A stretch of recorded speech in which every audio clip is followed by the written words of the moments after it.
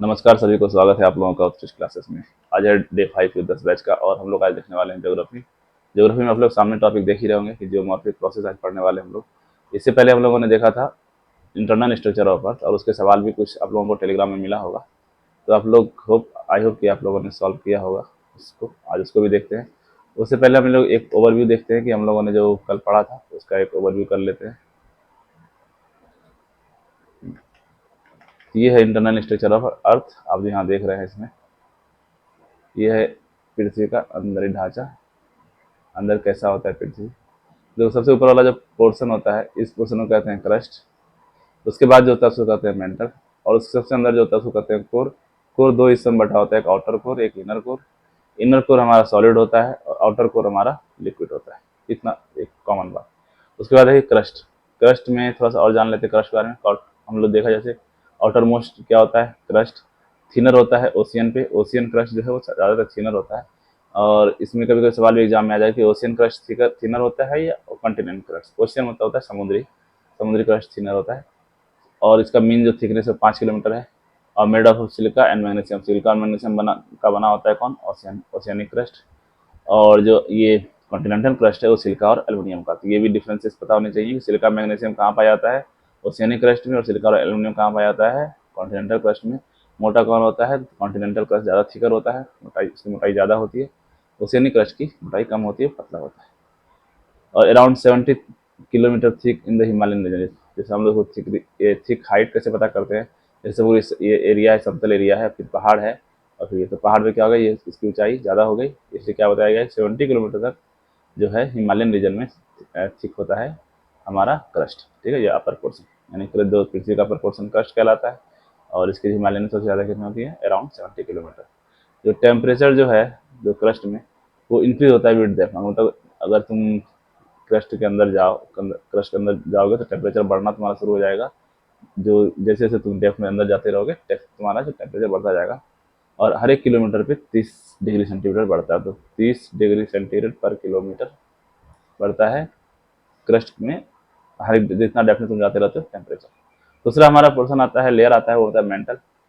Mental क्या होता है कि extended up to distance to 2900 kilometre. मतलब बाहरी ऊपर से लेयर्स लेकर के 2900 किलोमीटर तक हमारा मेंटल होता है। और upper portion of mantle is called asthenosphere. मतलब जो सबसे ऊपरी वाला पोर्शन होता है मेंटल का उसको एस्थनोस्फीयर कहते हैं। और एक होता है लिथोस्फीयर। लिथोस्फीयर देखो यहाँ पर है। लिथोस्फीयर क्या होता है कि जो आउटर लेयर ऑफ जो होता है यानी कि क्रस्ट और अपर मेटल मेंटल का बना होता है, यानी ऊपरी लेयर जो है मेंटल का और क्रस्ट का दोनों को जोड़ करके लिथोस्फीयर बना होता है। और ये थिकनेस अप्रोक्सीमेटली 100 किलोमीटर होता है। ठीक है। और ये क्या कहता है, divide into tectonics and plates. Divide into tectonics plates. और ये रिस्पॉन्सिबल होता है किस लिए, ये जो भी जो हम लोगों ने पढ़ा था और जो हम लोग पढ़ने वाले हैं आज ज्योमेट्रिक प्रोसेस, यानी कि जैसे कि फोल्डिंग फॉल्टिंग के लिए, जो वोल्केनो के लिए भी इसके लिए भी रिस्पॉन्सिबल है, अर्थक्वेक के लिए। तो ये सारे रिस्पॉन्सिबल हैं कौन, लिथोस्फीयर। देखो फोल्डिंग फॉल्टिंग क्या होता है, फोल्डिंग मतलब देखो जैसे कोई प्लेट हम लोग देखता है, प्लेट टेक्टोनिक प्लेट्स के बारे में बात हो रहा था। टेक्टोनिक प्लेट मूवमेंट करता है पृथ्वी के अंदर, और कौन से लाइन में होता है, लिथोस्फीयर में होता है। ये मूवमेंट करते रहता है, कोई इधर जा रहा है कोई इधर जा रहा है। जैसे ये दूसरे के ऊपर आता है तो क्या होता है, जो जो लेयर एक लेयर ऊपर निकल जाता है। जैसे लेयर ऊपर निकल जाता है तो ये क्या बन जाता है, पहाड़, माउंटेन बन जाता है। ये जो इस तरह के जो पहाड़ बना इसको कहते हैं फोल्ड माउंटेन, और ये जो घटना है इसको कहते हैं फोल्डिंग। फॉल्टिंग में क्या होता है कि एक जो टेक्टोनिक एक प्लेट्स है, ये क्या होता है, टेंशन की वजह से, खिंचाव की वजह से अपने आप में ब्रेक हो जाता है। जब ये ब्रेक होता है तो एक पोर्शन क्या होता है, ऊपर उठ जाता है। इस ऊपर उठ जाने के पोर्शन से फिर पहाड़ बनता है, और इस बने पहाड़ को कहते हैं फॉल्ट माउंटेन, और इस घटना को कहते हैं फॉल्टिंग। ठीक है, तो ये होता है फोल्डिंग एंड फॉल्टिंग। अब आते हैं मेंटल पे। मेंटल में देखा हम लोगों ने 29 किलोमीटर तक होता है। अपर पोर्शन को हम लोग एस्थनोस्फीयर कहते हैं, जिसका जो क्या बोलेंगे उसको, हाइट हाइट डेप्थ जो है वो 400 किलोमीटर तक है। और ये मेन सोर्स है मैग्मा का। मैग्मा क्या होता है, जो कि वोल्केनिक इरप्शन, यानी जब ज्वालामुखी होता है उस टाइम जो जमीन से बाहर निकलता है उसे कहते हैं मैग्मा। और यही मुख्य सोर्स है, मतलब मेंटल में ही ज़्यादातर मैग्मा होते हैं जो कि ज्वालामुखी के दौरान बाहर निकलते हैं। ये हमारा था क्रस्ट और मेंटल। अब आते हैं कोर पे। कोर हमारा दो भागों में बटा होता है, आउटर कोर और इनर कोर। और ये देखो 2900 तक तो क्या हो गया, लिथोस्फीयर। देखो ये हमारा पृथ्वी, मान लो यहाँ से स्टार्ट होता है, पृथ्वी स्टार्ट होता है यहाँ तक गया 2900 किलोमीटर। और ये 6371 किलोमीटर या 0 किलोमीटर। ये हमारी पृथ्वी का रेडियस होता है 307 किलोमीटर। और ये वाला जो पोर्शन अब बच गया, ये पोर्शन क्या होगा, हमारा कोर होगा। और इससे पहले क्या होगा, ये यहाँ तक मेंटल होगा, और इससे मेंटल के बाद क्या होगा, क्रस्ट। तो कोर जो है वो दो भागों में बटा हुआ है, आउटर कोर और इनर कोर। आउटर कोर जो है वो लिक्विड है उसमें, और जो इनर कोर वो सॉलिड है। और हम लोगों ने जब अर्थक्वेक पढ़ा था वहाँ पे देखा था हम लोग, primary wave, secondary wave. Primary wave क्या होता है, सब में से पास होता है, सॉलिड, लिक्विड, गैस सब में। और सेकेंडरी वेव जो है वो क्या होता है, केवल सॉलिड में पास होता है, इसलिए यहाँ पर से लिक्विड में यानी आउटर कोर से ऐसे वेव पास नहीं होती। खैर ये तो बात था अर्थक्वेक का। अभी देख रहे हैं हम लोग यहाँ इसका देखो रेंज क्या है। जो पूरा टोटल कोर का रेंज क्या हो जाएगा, 2900 यानी 2900 से लेकर के 6370 किलोमीटर तक, जितना पृथ्वी का रेडियस है पूरा कोर का एरिया है। कोर में भी आउटर कोर को हम लोग कंसिडर करते हैं 2900 से लेकर 5100 किलोमीटर तक, और 5100 के बाद 6370 तक क्या होता है, वो हमारा इनर कोर होता है। ठीक है, ये तो हमारा था ओवरव्यू एक, कि हम लोगों ने पिछले क्लास में क्या देखा था। अब देखते हैं सवाल क्या था पिछले क्लास का। पहला सवाल था कि पृथ्वी की पपड़ी की औसत मोटाई कितनी होती है। पृथ्वी की पपड़ी की औसत मोटाई कितनी होती है, तो कितनी होती है औसत मोटाई। पपड़ी क्या होता है, जो हमारा क्रस्ट है उसको पपड़ी कहते हैं। तो क्रस्ट की मोटाई कितनी होती है, औसत 30 से 40 किलोमीटर। ठीक है, 30 से 40 किलोमीटर, यानी कि what is average thickness of earth crust. Crust की एवरेज थिकनेस क्या है, 30 से 40 किलोमीटर। अगला सवाल है, what is which layer of the earth is compose of mostly iron निकल, यानी कि FeNi। ये कौन सा लेयर है जिसमें कि Fe और Ni पाया जाता है, ये हमारा होता है कोर। कोर में लोहा और निकेल मिलता है। ठीक है, अगला सवाल है कि निम्नलिखित में से कौन सी पृथ्वी के मेंटल की विशेषता है, यानी पृथ्वी के मेंटल जो लेयर है उसका विशेषता क्या है, तो solid rich in silica material, ये मेटल की विशेषता है। The boundary between earth crust and the metal is known as, यानी जो बाउंड्री है पपड़ी के और मेंटल के बीच की सीमा किस नाम से जाना जाता है, जाना जाता है मोहो डिसकंटिन्यूटी। पांचवा नंबर है, what is the earth inner core mainly composite of, यानी इनर कोर जो किससे बना हुआ है मुख्यतः। पृथ्वी का भीतरी कोर मुख्य रूप से किससे बना हुआ है, पृथ्वी का भीतरी कोर मुख्य रूप से किससे बना है, जब कोर में हम लोग क्या मिल रहा था, निकेल और आयरन, तो किससे बना है, iron and nickel. Which seismic wave can pass through both solid and liquid, तो हम लोगों ने देखा तो दो तरह के वेव होता है, एक पी वेव, एक एस वेव। पी वेव सबसे पास होता है सॉलिड से भी, लिक्विड से भी, गैस से भी, और एस वेव केवल सॉलिड से पास होता है। तो किस यहाँ क्या पूछ रहा है, ठोस और तरल दोनों से गुजर जाता है, तो पी वेव गुजर जाता है, इसका आंसर क्या हो जाएगा, P wave. Which of the following layer is not part of earth interior, मतलब अर्थ इंटीरियर इंटरनल स्ट्रक्चर का कौन सा हिस्सा नहीं है पृथ्वी का आंतरिक भाग का। क्रस्ट है, ये तो है मेंटल, ये भी है। हाइड्रोस्फेयर इंटरनल हिस्सा नहीं है, ये एक अलग चीज है, ये नहीं हिस्सा है, इसलिए मतलब ये आंसर सही हो जाएगा। What is the range of temperature range of earth outer core, यानी बाहरी कोर का तापमान का सीमा क्या है, ये 4 से 5000। पृथ्वी की मेंटल किस गहराई पर शुरू होती है, मेंटल जो लेयर है यानी क्रस्ट पहले होता है, फिर होता है मेंटल, फिर होता है कोर। तो ये जो मेंटल एरिया है ये कहाँ से स्टार्ट होता है, तो 30 किलोमीटर से शुरू हो जाता है। Which layer of the earth generate it's magnetic field, यानी कि पृथ्वी का चुंबकीय क्षेत्र किस परत द्वारा उत्पन्न होता है, तो पृथ्वी का चुंबकीय क्षेत्र है वो हमारा आउटर कोर जो कि लिक्विड होता है उससे जनरेट होता है। 11 नंबर, निम्नलिखित में से कौन सी असंगत मेटल और कोर को अलग करती है, असंगति मेटल और कोर को अलग करती है। ग्यूटेनबर्ग डिसकंटिन्यूटी क्या होता है, इधर ये क्रस्ट है और ये मेंटल है और ये कोर है। इस लेयर को अलग करने वाला कौन होता है, ये मोहो। ग्यूटेनबर्ग क्या होता है, इसको लेयर अलग करने वाला, ये लेयर हो। Upper most layer of earth non east, यानी सबसे ऊपरी हिस्सा किसे किसे कहा जाता है, क्रस्ट को। Which layer lies between earth core and crust, core और क्रस्ट के बीच में क्या होता है, मेंटल होता है। देखो तो UPSC prelim 2017। What is the depth range of the earth inner core, inner core का डेप्थ रेंज क्या है, तो जब भी होगा तो ऐसा ही होगा कि देखो पृथ्वी का रेडियस कितना है 6371, और इनर कोर क्या होगा, आखिरी चीज है तो लिखा होगा 6371 तक।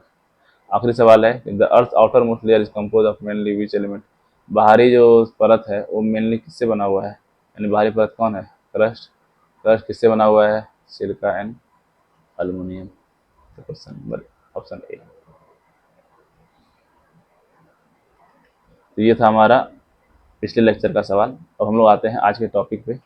आज का टॉपिक जो है जियोमॉर्फिक प्रोसेस। जियोमॉर्फिक प्रोसेस, देखो जियोमॉर्फिक प्रोसेस होता क्या है। देखो जियोमॉर्फिक प्रोसेस है कि जो भी फिजिकल जो भी प्रोसेस हो रहा है, जो भी घटनाएं हो रही हैं पृथ्वी पर सरफेस पे, पृथ्वी के सरफेस जो भी घटनाएं हो रही हैं, अगर वो इंटरनल एनर्जी की वजह से हो या एक्सटर्नल एनर्जी की वजह से हो। इंटरनल एनर्जी क्या हो, जैसे कि हम लोग जानते हैं प्लेटॉनिक टेक्टोनिक प्लेट्स हैं वो मूवमेंट करते रहते हैं। तो प्लेटॉनिक टेक्टोनिक जो प्लेट्स हैं मूवमेंट करते हैं, नीचे में बहुत सारी गर्मी है, एनर्जी है, प्रेशर है, उसकी वजह से जो एनर्जी होता है उसकी वजह से या तो कुछ एक्टिविटी हो या फिर जो बाहरी फोर्सेस हैं जैसे कि हवा, जैसे विंड या जल, रिवर, ये सब भी एनर्जी है। ये सब एनर्जी की वजह से कुछ घटना हो और इस घटना की वजह से जो पृथ्वी की सतह में बदलाव आता है, आकार आता है, उस घटना को कहते हैं हम लोग जियोमॉर्फिक प्रोसेस। ठीक है, जियोमॉर्फिक प्रोसेस समझ में आया कि जियोमॉर्फिक प्रोसेस वैसा घटना है जो कि बहुत सारे वेरियस फिजिकल फैक्टर्स की वजह से, चाहे वो फैक्टर्स इंटरनल हो या एक्सटर्नल हो, यानी कि बाहरी हवा की वजह से, पानी की वजह से, दाब की वजह से या इंटरनल एनर्जी की वजह से हो, और पृथ्वी के सरफेस में बदलाव आ जाए, सतह पे बदलाव हो, उसको क्या कहते हैं जियोमॉर्फिक प्रोसेस। और देखो ये बहुत तरीके से होता है। जैसे हम लोग देखें अभी कि या तो एनर्जी इंटरनल होगा या तो एक्सटर्नल होगा।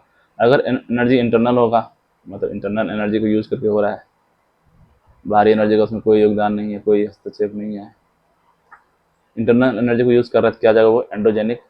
और जो बाहरी एनर्जी को यूज करे जैसे कि विंड हो गया, एक्सटर्नल एनर्जी। एक्सटर्नल एनर्जी मतलब पृथ्वी के रिलेटिव में, मतलब पृथ्वी के अंदर से नहीं, बाहर से जो हवा है, दाब है, हीट है, ये सब की वजह से अगर हो रहा है तो वो क्या होगा एक्सोजेनिक। अब देखो एंडोजेनिक को भी, सॉरी, एंडोजेनिक को भी देखो दो भाग में बांटा गया, एक स्लो मूवमेंट और एक सडन मूवमेंट। स्लो मूवमेंट में क्या होता है, जैसे देखो हम लोगों को पता है कि जो प्लेट्स हैं वो मूवमेंट करते रहते हैं। अगर वो प्लेट वर्टिकल मूवमेंट करना शुरू कर दिया, उससे क्या होगा, जो हमारा कॉन्टिनेंट्स का बन जाएगा, यानी कि स्थल आ जाएगा, वहाँ पे भूमि लैंड आ जाएगा और वो लैंड का निर्माण करेगा। या तो ये देखो अगर ऊपर मूवमेंट कर रहा है वर्टिकल अपवर्ड, तो लैंड का निर्माण हो जाएगा, यानी और जमीन निकल जाएगा बाहर। और डाउनवर्ड अगर मूवमेंट कर रहा है तो क्या हो जाएगा, वहाँ पे और ओशियंस हो जाएंगे, वहाँ पे गड्ढा हो जाएगा। हॉरिजॉन्टल मूवमेंट में क्या होता है कि जैसे हम लोग पता है कि जो टेक्टोनिक जो हमेशा मूवमेंट करते रहता है, ये प्लेट टेक्टोनिक्स हम लोगों ने पहले देखा। फोल्डिंग और फॉल्टिंग क्या क्या चीज़ें, वही है यहाँ पर हॉरिजॉन्टल मूवमेंट। अगर दो टेक्टोनिक प्लेट्स आपस में मिल रहे हैं और ये इसमें कंप्रेशन की वजह से एक प्लेट क्या हो गया, ऊपर निकल गया और यहाँ पे पहाड़ का निर्माण हो गया, तो ये पहाड़ को कहेंगे हम लोग फोल्ड माउंटेन, और इस घटना को कहेंगे फॉल्डिंग। ठीक है, ये देखो हम लोग फिर से देखने के बाद, तो मान लो दो प्लेट यहाँ पर से मूव कर रहा था और एक दूसरे की तरफ, और दोनों को कंप्रेस हुआ। कंप्रेस होने से क्या हुआ, ये प्लेट था ये ऊपर बाहर की तरफ निकल गया और यहाँ क्या बना लिया, माउंटेन बना लिया। तो इस माउंटेन क्या कहेंगे, फोल्ड माउंटेन। ठीक है, और मान लो कि कोई प्लेट मूवमेंट कर रहा है और फोर्स की वजह से टेंशन होने लगा, यहाँ पे बीच में ये इधर खींच रहा है, इधर खींच रहा है, ये क्या होगा, बीच से ब्रेक हो जाएगा। बीच से ब्रेक होने पर क्या होगा, एक हिस्सा ऊपर उठ जाता है। जैसे एक हिस्सा ऊपर उठेगा तो फिर से जमीन उभर जाएगा, ये क्या बन जाएगा, फॉल्ट माउंटेन। फॉल्ट माउंटेन बन जाएगा और इस घटना को क्या कहेंगे, फॉल्टिंग, इस घटना को क्या कहेंगे, फोल्डिंग। ये था हमारा एंडोजेनिक। अब देखते हैं एक्सोजेनिक क्या चीज़ है। एक्सोजेनिक हम लोगों ने देखा कि जो भी चीज़ें हैं बाहरी फोर्स लगेगा, एक्सटर्नल फोर्सेस। इसमें क्या क्या आता है, वेदरिंग। वेदरिंग मतलब होता है कि जो भी रॉक मटेरियल्स हैं, रॉक मटेरियल से उसका टूटना, या तो फिजिकल वजह से टूटे, या तो केमिकल रिएक्शन से टूटे, या बायोलॉजिकल रिएक्शन से टूटे। फिजिकल रिएक्शन जैसे कि हीट हो गया, फ्रॉस्ट हो गया। केमिकल रिएक्शन जैसे कि वाटर हो गया, वाटर में केमिकल्स हो गए, ये सब चीज़ें। बायोलॉजिकल जैसे वहाँ पेड़ आ गए, ये सब चीज़ें। और ये कीटाणु या फिर जो अल्काई वगैरह लग जाते हैं, एल्गी, उसके वजह से, बायोलॉजिकल वजह से, तो क्या हो गया, बायोलॉजिकल वेदरिंग। तो इसलिए इसको कभी कभी physical weathering, chemical weathering, biological weathering इस नाम से भी जाना जाता है। इरोजन का हिंदी होता है अपरदन। इसका मतलब होता है कि मान लो अभी नदी सूखा है, ठीक है, तो उसमें क्या होता है, बहुत सारे बालू होते हैं। जैसे नदी में पानी आता है, जैसे नदी में पानी आता है तो क्या होता है, वो जो बालू के छोटे टुकड़े कण थे, पत्थर छोटा टुकड़ा था, वो सब पानी के साथ बहना शुरू हो जाता है। इसको कहते हैं एरोजन यानी अपरदन। ये क्या हो गया कि एक प्लेस से मूवमेंट होकर के दूसरे प्लेस पे चला गया, दूसरे स्थान पे चला गया, एक स्थान से दूसरे स्थान जाना, उसे कहते हैं इरोजन। इरोजन देखो बहुत तरीके से हो सकता है, या तो रनिंग वाटर हो, ग्राउंड वाटर से भी हो सकता है, ग्लेशियर से भी हो सकता है, वेव एंड करंट से भी होता है, वाइंड से भी हो सकता है। मरोसक समय क्या होता है, जो बालू का है वो मूवमेंट होकर कहीं एक दूसरे जगह से दूसरे जगह शिफ्ट हो जाता है। और जब वो शिफ्ट हो जाता है तो शिफ्ट होकर के अगर मान लो कहीं पे जमा हो गया, बहुत सारा ढेर बना लिया, उसको कहते हैं डिपोजिशन, जमा होना। ठीक है, और ये भी क्या सेम, उसका भी जो फैक्टर होगा, जो करने वाला वो कारक होगा, वो क्या होगा, सेम ही होगा, running water, ground water, glaciers, wave currents. ये हमारा एक जियोमॉर्फिक प्रोसेस है। अब देखो हम लोग एंडोजेनिक प्रोसेस देख ही लिए थे कि energy coming from the interior of the earth. अगर energy interior of the earth से आ रहा है वो क्या होगा, एडनोजेनिक प्रोसेस। और अगर बाहर से आ रहा है, the driven force is acting as earth surface, like जैसे कि हवा हो गया, पानी हो गया, आइस हो गया, ग्रेविटी हो गया, इस सब वजह से हो रहा है तो क्या कहेंगे, एक्सोजेनिक यानी बहिर्जातीय प्रक्रिया। इसमें क्या क्या होगा, वेदरिंग हम लोग देख लिए, ब्रेकिंग डाउन ऑफ रॉक्स यानी पत्थरों का टूटना। इरोजन मतलब वही जो सरफेस मटेरियल है उसका एक स्थान से दूसरे स्थान शिफ्ट हो जाना। डिपोजिशन मतलब एक्यूमुलेशन ऑफ जो भी इरोडन मटेरियल है, जो इरोजन में हुआ, शिफ्ट हुआ, उसका जमा हो जाना कहीं ना कहीं। तो वेदरिंग, वेदरिंग में mechanical weathering, chemical weathering, biological weathering ऐसा हो सकता है। और उसी तरह से इरोजन, इरोजन में क्या है कि पृथ्वी की सामग्री को एक स्थान से दूसरे स्थान तक जल, हवा, नदियों, किसी भी कारकों द्वारा ले जाया जाता है तो उसको कहते हैं अपर्दन। अपर्दन दो तरीके से, जितने भी कारक की वजह से हो रहा है, जितने जो भी उसका फैक्टर है, जिस भी फोर्स, जो भी एजेंट्स की वजह से हो रहा है, जैसे वाटर की वजह से हो रहा है तो वाटर इरोजन, वाइंड से हो रहा है तो वाइंड इरोजन, ग्लेशियर से हो रहा है तो ग्लेशियर इरोजन। ठीक है, तो जो भी उसका एजेंट है उसी उस पर नाम पड़ जाता है। ये हमारा हो गया इरोजन। अब डिपोजिशन, डिपोजिशन वही है निक्षेपण, मतलब कि जो हटाया गया सामग्री है इरोजन में, उसको एक नए स्थान पर जमा हो जाता है, जिसको कहते हैं निक्षेपण यानी डिपोजिशन। ये क्या होता है, अलुवियल डिपोजिशन मतलब जरूर विक्षेपण, जो कि नदियों के द्वारा होता है, और ग्लेशियर यानी हिमनद के द्वारा होता है। फिर आता है मास वेस्टिंग। मास वेस्टिंग हम लोगों ने देखते हैं कि ये होता है भूसंकलन। ये क्या होता है कि लैंड स्लाइडिंग, जैसे कि लैंड का मूवमेंट, सॉइल का या रॉक का मूवमेंट, जो पहाड़ी इलाके होते हैं वहाँ क्या होता है, पहाड़ जो ऊपर पत्थर होते हैं वो ग्रेविटी की वजह से नीचे गढ़क जाते हैं और नीचे आ जाता है, जिसको कहते हैं लैंड स्लाइडिंग। कभी कभी जैसे उत्तराखंड साइड में इस समय देखा जाता है, क्या होता है लैंड स्लाइडिंग। वो क्या होता है, जो पत्थर है वो ग्रेविटी की वजह से मूवमेंट होता है, ग्रेविटी की वजह से वो खिंचा जाता है नीचे, जिसको कहते हैं लैंड स्लाइडिंग। ये था हमारा जियोमॉर्फिक प्रोसेस, जो कि कॉन्स्टेंटली क्या कर रहा है, अर्थ के सरफेस को रिसेव कर रहा है और बहुत सारे लैंडफॉर्म्स बनाता है। और उसी में जो हमारा, उसमें हमारा क्या आता है, देखो एक चीज़ रह गया इसमें, जो हमारा स्पीड, सडन मूवमेंट हम लोगों ने देख लिया था, उसी तरीके से सडन मूवमेंट नहीं देखा था। इसमें क्या आता है, वॉल्केनो एंड अर्थक्वेक्स। ये दोनों चीज़ें हम लोगों ने पिछले लेक्चर में पढ़ लिया, तो छोड़ दिया था इसको। ये होता है सडन मूवमेंट में। ठीक है, इसमें ये वॉल्केनिज्म और अर्थक्वेक्स भी किसमें आता है, जियोमॉर्फिक प्रोसेस। और इससे भी क्या होता है, नए नए लैंडफॉर्म का निर्माण होता है।